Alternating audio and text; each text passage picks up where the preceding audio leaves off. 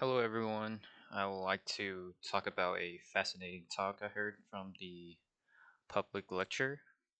Well, AI have a soul. So, I think this topic blends lots of physics and neuroscience idea and made me really think about what consciousness really is, and also self-awareness, and even what it means to be alive somehow.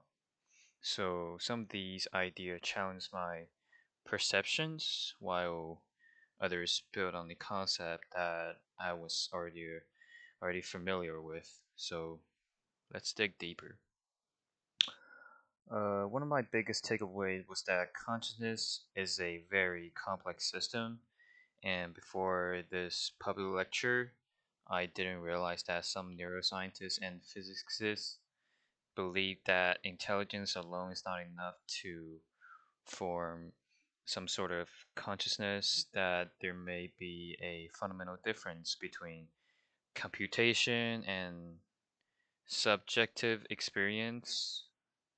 So, also at the same time, I already knew that AI can stimulate intelligence without thinking like we do, but the lecture expanded on this by arguing that consciousness arises when a system processes information in a highly interconnected way.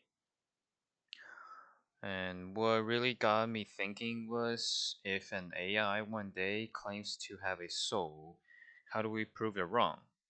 It makes me wonder if we had the means to test human souls, and let alone machines. If an advanced AI insisted that it was conscious, would we believe it? Or would we somehow keep thinking it was just an illusion of intelligence?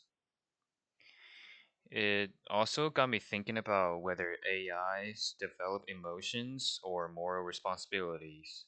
And if it does, should it be given rights? And this is a question that could become very real in the future, I believe. Also, as someone interested in language learning and problem solving, I found that this public lecture really particularly interesting as it relates to how AI processes and understandings human communication. For example, in cognitive science, we study how the brain acquires language.